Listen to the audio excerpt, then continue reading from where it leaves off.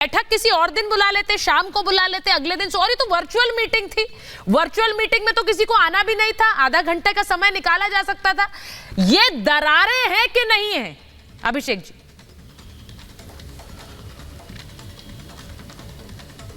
एक लाइन का जवाब है सुचरिता जी, हमारी पार्टी हर मसले को बहुत अलर्ट तरीके से देखती है। मीटिंग बुलाई गई, मीटिंग में बुलाया गया, मीटिंग में हम उपस्थित रहे, हमारी पार्टी की तरफ से स्टैंड रखा गया। अब जो लोग नहीं आ पाए हैं, बेहतर तरीके से अपना स्टैंड वही लोग बता पाए। यही बोली थी। और जो हमारे भाजपा के साथी इतना उत्साहित हैं, उन्हें भी जवाब देना चाहिए ना। 38 दल उनके साथ हैं।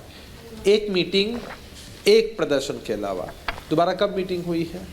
25 ऐसे दल जिनके पास सांसद तक नहीं है, बहुत सारे ऐसे दल जिनके नाम तक में कंफ्यूजन है, जो रजिस्टर्ड भी नहीं, वो नहीं आ पाते, कोई चर्चा नहीं होती है। अरे भाई, हमें बुलाया गया, हम आए, और बैठकों का दौर चल रहा है। हम उम्मीद करते हैं आगे भी बहुत शॉर्ट नोटिस पर बैठक होगी, और ये भी उम्मीद करते हैं कि समन्वय जल्दी बनेगा। जो बड़ा नेता होगा उसी पर चर्चा होगी।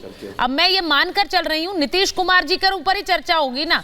अब बाकी आपने कहा ऐसे दल हैं जिनका नाम भी रजिस्टर्ड नहीं है, उन पर चर्चा नहीं होगी। आप ये स्वाभाविक है कि नीतीश जी पर चर्चा होगी, स्वाभाविक है कि वो संयोजक पद से अगर नहीं बनना चाहेंगे तो इस पर मीडिया चर्चा करेगी, और ना करे तो उस दिन समझ लीजिएगा कि कुछ गड़बड़ है।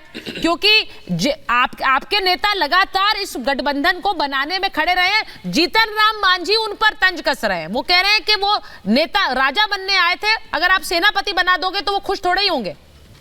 ऐसा है क्या? अरे ऐसा, नीतीश कुमार जी किसी पद को सुशोभित करते हैं, कोई पद नीतीश कुमार जी को सुशोभित नहीं करता है। और जीतन राम मांझी जी की अपनी मजबूरी आप समझ सकते हैं। खुद जीतन राम मांझी जी को मुख्यमंत्री नीतीश कुमार जी ने बनाया है। वो अपने पॉलिटिकल एजेंडा एंगल के हिसाब से बोल रहे हैं। नीतीश जी की कोई व्यक्तिगत महत्वाकांक्षा नहीं है, साफ कर दिया है उन्होंने। अब उसके इतर कोई कुछ भी कहे, ये उनका मंतव्य हो सकता है, हम उन्हें रोक नहीं सकते हैं। हम बस चाहते हैं कि इंडिया अलायंस के अंदर जो भी विपक्षी दल हैं, जिन भी प्रदेशों में समन्वय के साथ चुनाव लड़ना है, सब कुछ तय हो जाए। इस गठबंधन को इस वक्त संजय सरकार जी को लाइए जरा स्क्रीन पर। वरुण जी, मैं पूछना चाह रही हूँ, इस गठबंधन को लीड कौन कर रहा है? क्योंकि वरुण जी, आपकी पार्टी, एक बार किशोर जी के पास पहले जाऊंगी।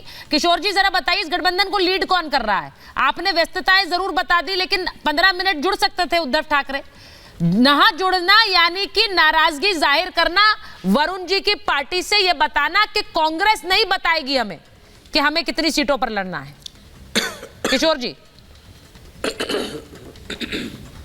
नहीं, देखो तुम है ना, मुझे मेरी फ्रेम जरा फ्रीज हो गई थी, तो आपने बोला तो मैं पहले क्लियर कर देता हूं। जहां सुचरिता एंकर हो और राखी को पैनलिस्ट बोल के बीजेपी भेजता और हर्षवर्धन वहां पे एक्सपर्ट हो, तो मैं कभी गंभीर हो नहीं सकता। नहीं, राखी जी प्रवक्ता हैं पार्टी की। एक बात मैं और बताता हूँ, महाराष्ट्र के हद तक मैं, किशोर जी, मेरे और आपके बीच में तो ये बातचीत चलती है, हंसी मजाक चलता है, लेकिन हमारी वो पार्टी की प्रवक्ता है, हर्षवर्धन जी वरिष्ठ पत्रकार हैं, और मुझे लगता है कि हम लोग आपस में व्यक्तिगत बातें तंज ना करें, उसके इतर मुद्दे पे बात करें।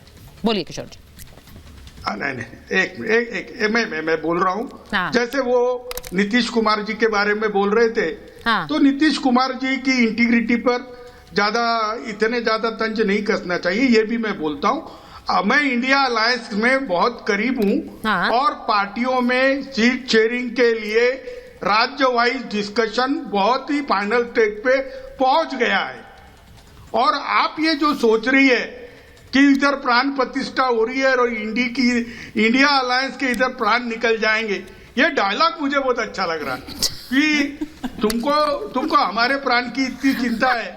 लेकिन मैं अभी बता रहा हूँ, मैं ये सिर्फ सवाल पूछ रही हूँ। महाराष्ट्र के अंदर मैं ये सवाल पूछ रही हूँ। देखिए, मुझे बड़ा अच्छा लगा किशोर जी, आपको लगा। मैं ये पूछ रही हूँ कि ये कहीं हो ना जाए, क्योंकि आपको तो नरेंद्र मोदी को हराना है 24 में। वो वहां रैलियां शुरू कर चुके हैं, वो अपना प्रचार भी पार्टी शुरू कर चुकी है। यहाँ सीट शेयरिंग नहीं हो रही है। चलिए, आप कह रहे हैं अयोध्या से कर रहे हैं, पर आप मान रहे हैं ना कि वो कर रहे हैं, अयोध्या से कर रहे हैं। वो कह रहे हैं अयोध्या भी प्रचार है। ठीक है, एक मिनट। हाँ, बोलिए। वो पूरे समय प्रचार ही करते रहते हैं। अच्छा। और उनके पाखंड को दुनिया जान चुकी है। और वो जो चीज है हमने गंभीरता राखी जी से को पसंद मोदी नहीं जी आ को रही है लिया बस। है विचारधारा के और साथ में मोदी चुनाव जी को लड़े हराना थे, भी 2000 गंभीरता है, इसलिए हम एक जगह विचारधारा ही छोड़ है। दी हम आपने इसलिए तो। एक जगह है, हम वो इसलिए कह रहे हैं कि आप पाखंड कहते हैं, आपने विचारधारा छोड़ दी है। आप अरे विचारधारा भाई। छोड़ देने वाले लोग हैं, आप पाखंड की बात क्या करते आप हैं? उस विचारधारा के साथ में बाला साहब ठाकरे अपनी राजनीति एक मिनट, करते थे, उस मेरा- राजनीति मेरी को छोड़ दिलचस्पी के सिर्फ गए। इस बात में है, सर। किशोर जी, आपने पहला स्टेटमेंट ये दिया, जरा हमें मेरा निराशा अपमान था। चालू है। तो जनता नहीं, निराश नहीं, है अपमान आपसे, नहीं। क्योंकि जिस विचारधारा के साथ में शिवसेना काम करती थी, उस विचारधारा बात से कर अपनी ले। महत्वाकांक्षा मैं आज कर के ले। कारण आपने कॉम्प्रोमाइज किया। ये बहुत बड़ा कॉम्प्रोमाइज है। आप देखिए जनता क्या करेगी आपका अब आने वाले नहीं, वक्त। वो विचारधारा पर सवाल उठा रही, व्यक्तिगत आपको कुछ नहीं कह रही है। वो मैं बोलने की इजाजत भी नहीं देती हूँ शो पर, एक दूसरे के नहीं, मैं मेरी बात कर लेता हूँ। वैसे- एक मिनट, ठीक है, सुचरिता, एक मिनट, बोलिए। एक मिनट, मैं बोल रहा हूं बीजेपी से नाता तोड़ा, यानी हमने हिंदुत्व से नाता तोड़ा, हमने विचारधारा छोड़ दी। अरे हम तो रामलला आ रहे कांग्रेस और हैं, हमने NCP हमारे किस तरह नेता के ने शब्दों कहा का है प्रयोग किया, क्या ये विचारधारा कि थी कांग्रेस और एनसीपी के बारे में बाला साहेब की, ये सब जानते हैं। आपने अपने पद के लिए, मुख्यमंत्री पद के लिए ऐसी पार्टियों से कॉम्प्रोमाइज कर लिया, उनसे गठबंधन बना लिया, जिसके लिए बाला साहेब अगर होते जीवित, वो जनता में जाके जनता बताए। उनके साथ में गठबंधन नहीं अरे कर सर सकते। वही तो है, वही जनता बताए। संजय सरकार, एक मिनट, मैं समय नहीं, संजय सरकार जी और वरुण पुरोहित जी, एक मिनट, संजय सरकार जी, कांग्रेस को सीटें देंगे आप? ये संभव नहीं था। कांग्रेस को सीटें कितनी? देख लीजिएगा आपके इलेक्शंस में क्या। ये तो वो बार बार कह रहे हैं कि बयान तो आते रहेंगे, पर हमारे बीच बहुत घनिष्ठता है, हम लोग मिलकर लड़ेंगे। हाँ, देखिए, अभी हेमंत बिस्व शर्मा का आप एक बयान सुनाया है। हेमंत बिस्व शर्मा, एन बीरेन सिंह, शुभेंदु अधिकारी, इसको बयान हम लोग नहीं सुनते हैं। हाँ। ये दल बदलू है, न ये आरएसएस का आइडियोलॉजी, न बीजेपी का आइडियोलॉजी, न क्या। कल अगर सरकार पलट जाएंगे, ये भी पलट जाएंगे। ये पलटूराम है। ये पलटूराम को बयान से हम लोग कोई बयान नहीं देता है। अगर राजनाथ सिंह बोलते हैं, जेपी नड्डा जी बोलते हैं, ये आइडियोलॉजी है, आइडियोलॉजी के ऊपर पार्टी करते हैं, उसको सवाल का जवाब दे सकते हैं। और रह गया नरेंद्र मोदी को, नहीं तो अभी तो आप ही ने कहा कि प्रचार में है, वो तो मोदी दर्शन हो गया। अभी सुबह से सर पार्टी का नेतृत्व कर रहे हैं पश्चिम बंगाल में अधीर रंजन चौधरी, पार्टी का नेतृत्व कर रहे हैं। कांग्रेस पार्टी क्या कह रही है, ये अधीर रंजन चौधरी ही रखते हैं पश्चिम बंगाल में। उनके बयान को दरकिनार कर कर कैसे चलेंगे वरुण जी? क्या वो दरकिनार कर सकते हैं अधीर रंजन चौधरी पर? जल्दी से बोलिए, उनकी बात में कितना वजन है? सुचारिता जी, भारतीय जनता पार्टी ने कहा गठबंधन आइडियोलॉजी छोड़ दी किशोर जी ने। हाँ। अगर इन्होंने आइडियोलॉजी नहीं छोड़ी, ये कांग्रेस के आदमी लेके तो सरकारें बना रहे, गठबंधन छोड़ो तो आइडियोलॉजी खत्म हो गई इनकी, तो कांग्रेस के पीछे बीजेपी चल रही। आप जो बात कर रहे हो पश्चिम बंगाल की, ममता बनर्जी मैंने कई बार कहा महामंत्री थी हमारी इंडियन यूथ कांग्रेस की, आनंद शर्मा अध्यक्ष हुआ करते थे, इसलिए उनकी आइडियोलॉजी कांग्रेस की है, कांग्रेस से डेवलप हुई है। अधीर रंजन चौधरी एक या कोई बीच में कोई बयान आता है, उससे कोई गठबंधन थोड़ी टूट जाते हैं। गठबंधन कहीं नहीं टूटेगा, अलायंस पूरा है, उससे भयाक्रांत है भारतीय जनता पार्टी। चलिए